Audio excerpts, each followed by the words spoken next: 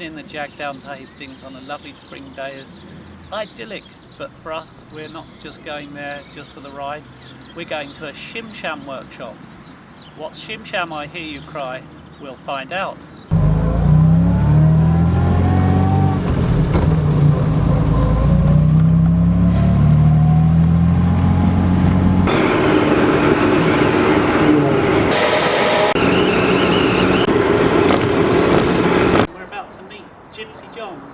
Gypsy John's the expert, he's going to show us what to do, so let's go inside and see.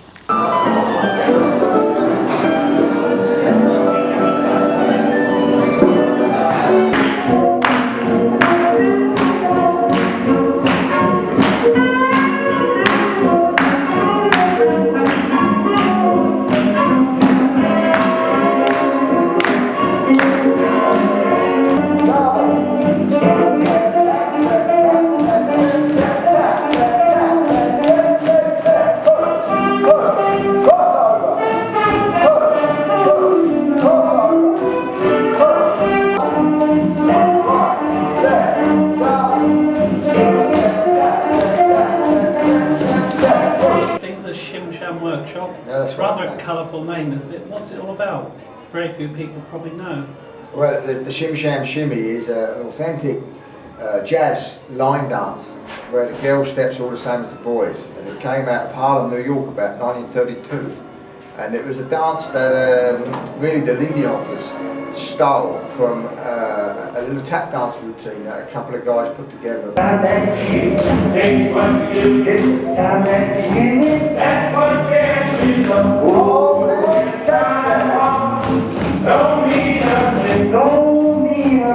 Sham particularly is getting more and more popular because we learnt it in London at Cheetah Boats in Leicester Square maybe 8 or 10 years ago. And then we enjoyed it so much we wanted to teach other people, but you need a workshop, so we started putting on workshops in Brighton and in Squidstead and Dover and Hastings, and people learn. I notice there are all sorts of ages here, so probably people in their 20s right through to 60s, even 70s.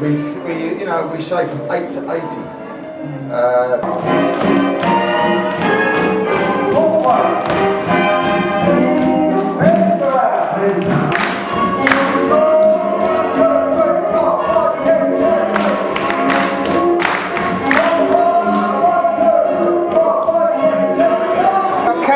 Just rip your shirt off. That's good, isn't it? Did you know?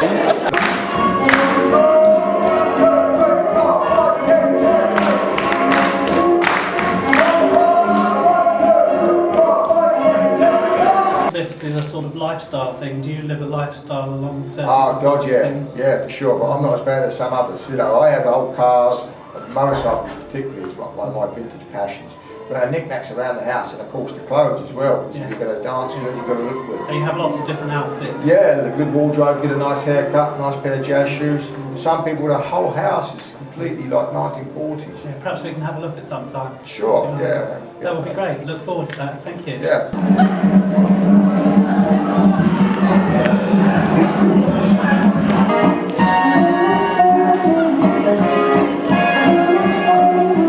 This is John, the ace Lindy hopper of the southeast of England, possibly the whole of England, so we've heard. And I've got a picture here that I think illustrates your musical roots. Can you tell us about it? Well, yeah, I can, Carol. This is a band that used to play on the music halls in London called the Four Roadsters. And the chap here playing the piano accordion, the little tick above his head, is Charlie Hilliard. Now that was my mother's cousin, Martha Hilliard's. Charlie Hilliard again in this picture, I believe. Yeah, because I think what happened is when the music halls started to close down, the band collapsed. So Charlie Hilliard took his squeeze boxes and piano accordions onto the streets and become a professional busker. We've got a very nice pair of pictures here, which I think illustrates your father's side of the family. Perhaps you could talk us through these. Yeah, well, my father's always been very musical, and that's the big chap in the middle of the picture here. He was writing his own boogie-woogie compositions before the war, when he was a very young man, if not a boy. But this is quite a nice picture that we reconstructed, the bottom picture. What sort of music did you grow up listening to? Well, my mum and dad always, the house was always full of music, whether it was the Beatles in the 60s or you know, whatever, but they was always very fond of jazz and big band swing and sort of pre-rock and roll jump jive music. And whenever a tune like that came on the radio or they put a record on the record player, they would get up and jive. And I used to always sit there in awe of watching them jiving, you know, in the front room or in the kitchen, around the kitchen table. And I often used to get up and struggle and try and jive with my mum, but inspired with the jiving. And when did you start Lindy hopping? Oh, well, it was about 8 or 9 years ago. There was a little class advertised in Rye, rock and roll dancing, which appealed to me because I'd always liked rock and roll music, early Bill Haley stuff and such like. So I went along to that with a girlfriend. It was only for about 6 weeks, a little tiny class. It was good. It had calculated footwork, 6 count, basic sort of ballroom jive footwork. And very shortly after that, about 3 months later, we saw an advert in a local free ad advertising a crash 6-week course for Lindy Hop, the original form of swing jive, which really... Your kitchen, this is really English, isn't it? I haven't been anywhere else anywhere else out of the country where you find car and bike bits in a kitchen, even a whole engine. Why? Well, they're such lovely things, you know, and they don't serve any purpose anywhere else. So rather than have them stuck away in a shed where you can't see them or appreciate them, or where you've got to go and unlock and find them to look at them, I'd rather have them, you know, sitting there in the kitchen so I can appreciate them when I'm having my breakfast or something. A superb object of art to have sitting there. Obviously you're into motorbikes. Perhaps you could tell us about those. I am. Every little cut we made on it was done with a little tiny junior hacksaw, needle files, you know, it took hundreds and hundreds of hours. For instance, I remember when we did the 2 little windows here on the inlet manifold. There's just 2 little windows, one there and one there, and I timed myself and they took 7 hours. So turn over and you can see the piston going up and down. That's amazing, brilliant. And the gearbox going round and round. You're obviously really dedicated. Do you have any motorbikes? Yeah, I have 1 or 2. Yeah, perhaps we could have a look at them? Sure, I've got some out the back here you can look at. Right. I keep them out the back. No one would know about shit in a shed like that.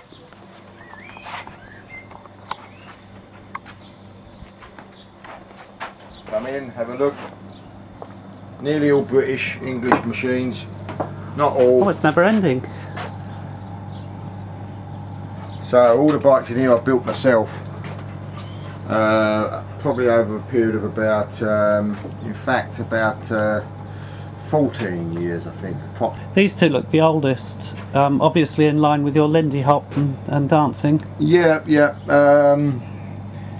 Probably about 5-6 years ago, being involved with the Lindy hop and the 1940s sort of reenactment scene, which was initially the music and the dancing, but then you start to get involved with the clothes or the vehicles. Some people just completely deck their houses out with all the you know, furniture and such like, but being a motorcyclist, classic vintage motorcycle enthusiast, I've started to get involved with these military BSA M20s. That's really nice to include all your interests all in one hobby. Yeah, and then if we go out dancing to some of the 1940s weekenders, the reenactment, I can take a bike as well. Even and that one looks really impressive at the end. Yeah, that's unusual. That's a bike I called Beelzebub. I built that about 10 years ago. It took 317 hours over a period of 7 years. It's a supercharged 650 1951 Triumph. Runs on neat methanol. Got a 2-speed Bewley gearbox. I used to sprint it and drag race it at disused airfields, but it came out of racing into retirement about 5 years ago. Yeah. Is that the pride of the collection? No, they're all the pride of the collection. Yeah. And beyond there, I see your console. Oh yeah. nice 59 Mark II Ford console here that you know, take the Lindy hoppers out in when we go out dancing. I know. Use this for shows. Yeah, I take this out and display it at military shows and vintage vehicle fairs and such like. This is quite The way of life, people living the way of life, is an English thing to do. The collecting, the hoarding things, the getting totally immersed in the whole scene. Yeah, now that is particularly English. I don't know of any other nutters that are English that do this. We're great, aren't we? We are great. That is why we come from Great Britain. Yeah.